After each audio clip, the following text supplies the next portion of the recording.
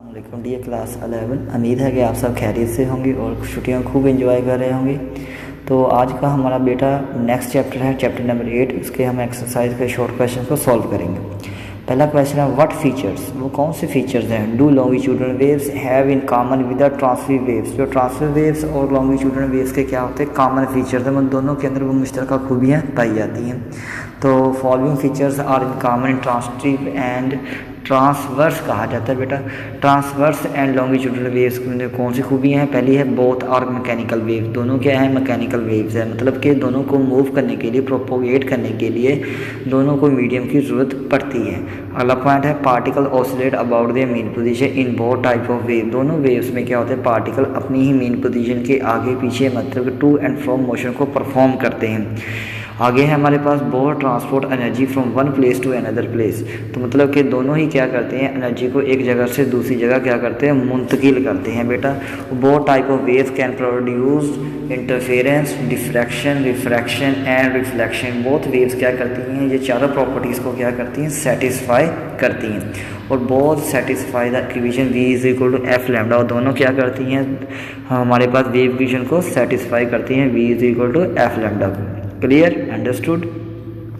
आगे है बेटा हमारे पास question number 2, the 5 possible wave form. 5 possible wave forms हैं, मतलब कि जो आपको नीचे नज़र आ रही होंगी A B C D E।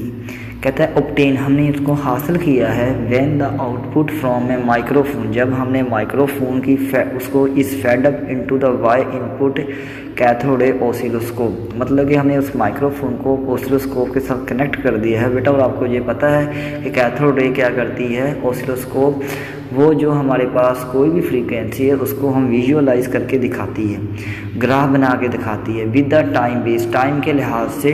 These waveforms are obtain under the same adjustment of the cathode ray oscilloscope control, मतलब कि जो हमारे पास ये पांचों वेव्स हैं इनके लिए हमने क्या किया है, कैथोड रे की सेटिंग को तब्दील नहीं किया, सबके लिए एक ही सेटिंग रखी गई है। इंडिकेट द वेवफॉर्म आपको ये दिखाई गई है, कहते हैं आपने क्या करना है, ट्रेस करनी है which trace represent the loudest note, आपने बताना इनमें से सबसे लाउडेस्ट नोट कौन सा है, और which trace represent the highest frequency, और बताना है इनमें से सबसे ज़्यादा फ्रीक्वेंसी बेटा किसकी है। तो मतलब कि हमारे पास एक ऑसिलोस्कोप है, उसको हमने माइक्रोफोन के साथ उसको एक आवाज़ दी है, 5 तरह की आवाज़ें दी हैं अलग-अलग किस्म की। तो या फिर उसमें आपने बताना है कि उनमें से जो सबसे ज़्यादा सेटिंग को चेंज नहीं करना है कैथोड रे ऑसिलोस्कोप की, और आपको बताना है, आपने बताना है कि इनमें सबसे लाउडेस्ट नोट कौन सा है और सबसे हाईएस्ट फ्रीक्वेंसी किसकी है। तो बेटा इसमें लाउडेस्ट नोट वाला पॉइंट ए है हमारे पास, यहाँ पर देखिए, जहाँ पॉइंट ए का मतलब ये कहने का मतलब है इसमें ट्रेस डी रिप्रेजेंट, जो डी ऑप्शन है हमारे पास रिप्रेजेंट द लाउडेस्ट नोट, वो नोट को रिप्रेजेंट करता है। Loudest note depend on amplitude, वो एम्पलीट्यूड पर बेटा डिपेंड कर, जिसकी एम्पलीट्यूड सबसे ज़्यादा होगी वही क्या होगा, सबसे लाउडेस्ट नोट होने वाला है। यहाँ पर देखिए ए की जो लाउडेस्ट एम्पलीट्यूड है वो थोड़ा है, और बी का वो भी थोड़ा है, कम है यानी कि, और सी का भी कम है, और डी का सबसे ज़्यादा है, ई का भी कम है। तो इससे हमें यह साबित हुआ D option is the correct answer. आगे हम मैक्सिमम फ्रीक्वेंसी बेटा ढूंढनी है। मैक्सिमम फ्रीक्वेंसी बेटा क्या होती है कि एक टाइम के अंदर जितनी वो ज़्यादा वाइब्रेशन ज़्यादा कर सकता है, यानी कि जितनी उसकी वेवलेंथ कम होगी उतनी ही उसकी फ्रीक्वेंसी ज़्यादा होगी। आपको ये फार्मूला पता होता है कि एफ इज़ इक्वल टू 1/λ, तो जिसकी वेवलेंथ ज़्यादा है उसकी फ्रीक्वेंसी क्या होगी, कम होगी, जिसकी फ्रीक्वेंसी ज़्यादा है उसकी वेवलेंथ क्या होगी, कम होगी। तो ट्रेस बी जो बी रिप्रेजेंट करता है the highest frequency, as frequency depend upon the number of cycle per second, कि वो एक सेकंड में कितनी दफ़ा ऑसिलेट किया है उसने। तो यहाँ पर भी बेटा आपको नज़र आ रहा है कि पहले में सिर्फ एक लूप बन रहा है, दूसरे में ज़्यादा लूप्स बन रहे हैं, तो लूप्स ज़्यादा है इसका मतलब है वेवलेंथ क्या होगी, कम है, वेवलेंथ कम होगी तो फ्रीक्वेंसी ज़्यादा हो गई है। तीसरी में क्या है, फिगर में आप देख रहे हैं कि वहाँ पर 2 लूप्स बन रहे हैं, नेक्स्ट वाली में भी 2 हैं, उससे नेक्स्ट वाली में 1 बन रहा है। तो हमारे पास नेक्स्ट ऑप्शन जो बी ऑप्शन है वो बेटा करेक्ट आंसर है, क्योंकि उसमें क्या है, हाई मैक्सिमम फ्रीक्वेंसी ज़्यादा नंबर ऑफ साइकिल्स हैं एक सेकंड के अंदर। आगे है हमारे पास बेटा question number 3, is it possible, क्या ये मुमकिन है, for 2 identical waves, 2 identical waves हैं, एक जैसी वेव्स हैं, travelling in the same direction, वो दोनों क्या कर रही हैं, एक ही डायरेक्शन में जा रही हैं, अलोंग अ स्ट्रिंग, एक ही रस्सी पर या के धागे पर, to give rise to a stationary waves, और क्या कर रही हैं, स्टेशनरी वेव्स पैदा कर रही हैं। हमने यही चीज़ देखनी है। No it is not possible. कहते हैं दो वेव्स हैं, दोनों एक ही डायरेक्शन में जा रही हैं, उनकी फ्रीक्वेंसी सेम है, तो बताना है क्या है कि उन क्या वो स्टेशनरी वेव्स पैदा करेंगी। No it is not possible for two identical waves travelling in the same direction along a string to give rise to a stationary waves. वो स्टेशनरी वेव्स बेटा नहीं पैदा कर सकती। स्टेशनरी वेव का मतलब होता है जो साकिन हो जाती है, रुक जाती हैं। जैसे हम एग्जाम्पल में देखते हैं, जहाँ एक्सप्लेनेशन में देखते हैं, for stationary waves two identical waves must travel in opposite direction. उसके लिए क्या होना चाहिए, अपोजिट डायरेक्शन से आना ज़रूरी है। And along the same string, और वो एक ही स्ट्रिंग पर आई, so that no net energy can propagate, कोई भी एनर्जी क्या करे आगे मुंतकिल ना हो। And whole energy is trapped between nodes, वो सारी की सारी एनर्जी बेटा किस में ट्रैप हो जाए, नोड्स में। जैसे आपको ये डायग्राम में नज़र आ रही है, बिल्कुल इसी तरह वेव्स।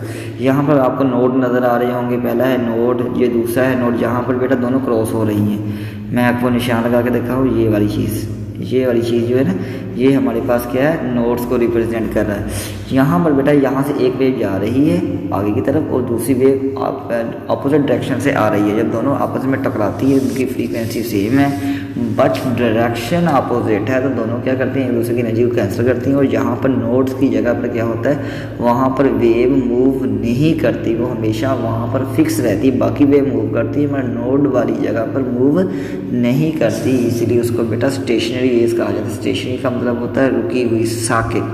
ठीक हो गया। आगे बेटा हमारे पास है, इसमें देखते हैं। अगर नेक्स्ट क्वेश्चन है हमारे पास बेटा, a wave is produced along a stretch string, मतलब एक तनी हुई रस्सी है या धागा है, स्ट्रिंग है, उसमें एक वेव प्रोड्यूस हो रही है, but some of its particle permanently show zero displacement, उसके मतलब कुछ पार्टिकल जीरो डिस्प्लेसमेंट शो करते हैं। What type of wave is it, तो आपने बताया ये कौन सी किस्म की बेटा, ये होगी हमारे पास stationary wave. This is a stationary wave, क्योंकि बेटा वो क्या कह रहा है, a wave is produce along, एक ही धागे पर वो पैदा हुई है, स्ट्रिंग में सम ऑफ इट्स पार्टिकल, वो परमानेंटली क्या है, शो जीरो डिस्प्लेसमेंट, कोई डिस्प्लेसमेंट शो नहीं करते, मतलब कि जिसमें डिस्प्लेसमेंट नहीं होती वो साकर होता है, साकर में बेटा स्टेशनरी कहा जाता है।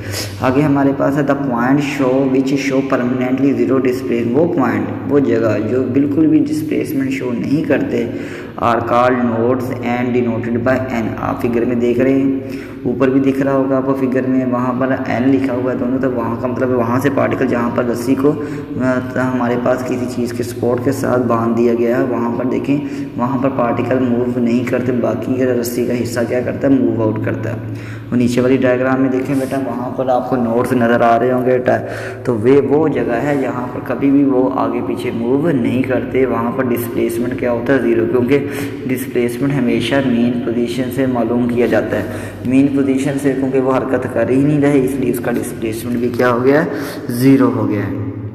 आगे है बेटा हमारे पास, और some points show maximum displacement called anti nodes, और कुछ पॉइंट्स ऐसे हैं जो मैक्सिमम डिस्प्लेसमेंट शो करते हैं।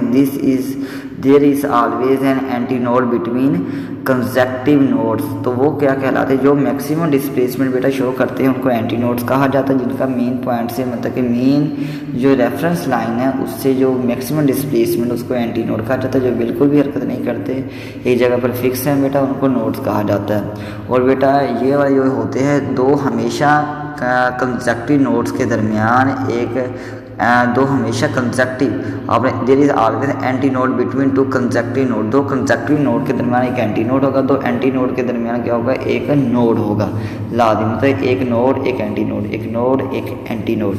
तो मतलब क्या है का मतलब क्या है, दो एंटी नोड के दरमियान एक नोड होगा, दो नोड के दरमियान एक एंटी नोड होगा।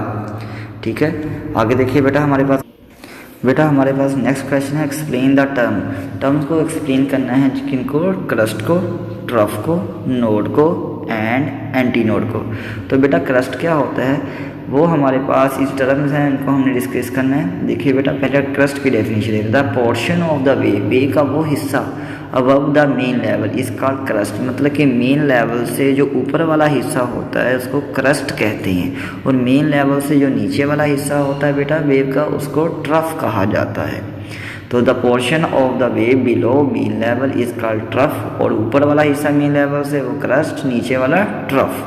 ठीक है, जैसे भी आप पिज़्ज़ा खाएं तो क्रस्ट नहीं होता, ऊपर वाला जो हमारे पास क्रिस्पी सा होता है उसको क्रस्ट कहते हैं, और अंदर वाले को ट्रफ कहते हैं। जैसे समोसा खाएं, समोसे के ऊपर वाली चीज़ क्रस्ट और अंदर वाली चीज़ ट्रफ। इसी तरह बिल्कुल भी इसी तरह से आप उसको याद कर लीजिएगा। आगे बेटा हमारे पास नोड और एंटी नोड्स क्या होते हैं, इनके बारे में हमारी डिस्कस हो चुकी है, फिर मैं एक्सप्लेन कर देता हूँ। The point of zero displacement in stationary waves are called nodes. Stationary waves में जिनकी डिस्प्लेसमेंट जीरो होती है उनको नोड्स कहा जाता है। आगे the points of maximum displacement in stationary waves are called anti nodes. वो पॉइंट जिनकी क्या होती है मैक्सिमम डिस्प्लेसमेंट होती है बेटा, उनको क्या कहा जाता है, एंटी नोड्स कहा जाता है। उम्मीद है कि आपको समझ आ गई होगी बेटा। मेरे ख्याल से आज के लिए इतने काफ़ी हैं, ये आपने अच्छे तरीके से याद करने हैं। अल्लाह हाफिज़।